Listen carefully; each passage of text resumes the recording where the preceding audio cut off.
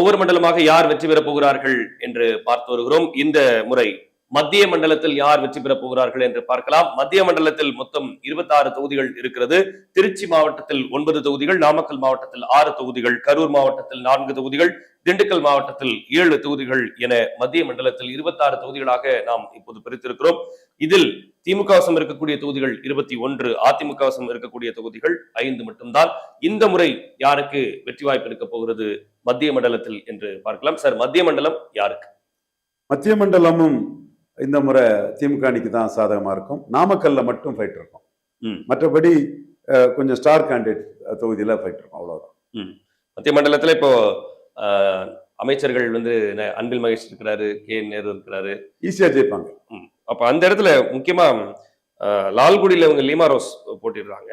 பயங்கரமா அந்த இடத்துல தேர்தல் களத்துல பணியாற்றுறாங்க அப்படின்ற தகவல் எல்லாம் வந்து நேரடியா லால்குடியில இருந்து சொல்றாங்க. என்ன கேட்டாலும் கொடுக்குறாங்க அப்படின்ற மாதிரி தகவல் இருக்கு. 1000 கோடி பண பலங்கிற அந்த பணம் இருக்குன்னு அதுலயே கொடுத்தாங்க இல்லையா?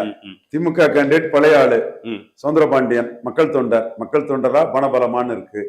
அதுல லால்குடியை பொறுத்தவரை பார்ட்டி வைஸ் திமுக ஸ்ட்ரென்த்தா இருக்குது.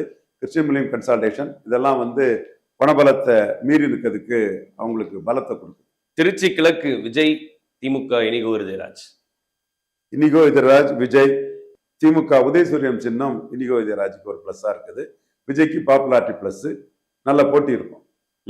அதான் அங்க வந்து இந்த சமுதாயத்தை சார்ந்துதான் விஜய் அந்த இடத்தை தேர்வு செஞ்சிருக்கிறாரு அப்படின்னு ஒரு பார்வை இருக்கு. உண்மையா சீமானே இன்னைக்கு டைம்ஸ் ஆஃப் இந்தியா இதுல இப்படி எல்லாம் செய்துட்டு பிஜேபியை குறை சொல்றதுக்கு எப்படியா யாருக்கு அருகதை இருக்குன்னு சீமான் வந்து விஜய் அடிச்சிருக்கிறாரு.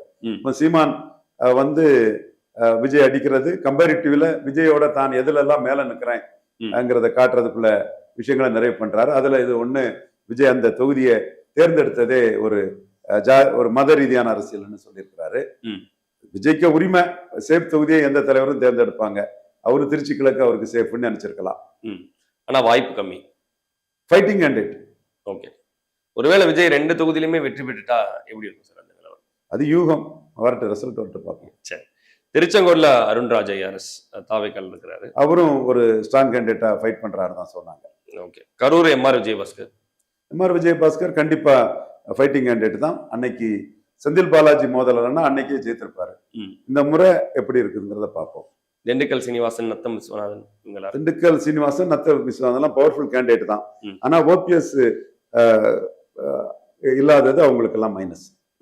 ஆத்தூர் ஐ பெரியசாமி, ஒட்டஞ்சத்திரம் சக்கரபாணி, இவங்க எல்லாம் ஈஸியா ஜெயிப்பாங்க. சரக்கும் இருக்கு, செட்டியாரும் இருக்குங்கிற மாதிரி அவங்களுக்கு அணியும் பெருசு, அவங்க கேண்டிடேட் வெயிட்டும் பெருசு. இவரு நத்தம் விஸ்வநாதனுக்கு கேண்டிடேட் வெயிட் இருந்தாலும் அணி சிறுசு. அப்போ இந்த முறை மத்திய மண்டலமும் திமுக தான் கண்டிப்பா திராவிட முன்னேற்ற கழகம் தான்.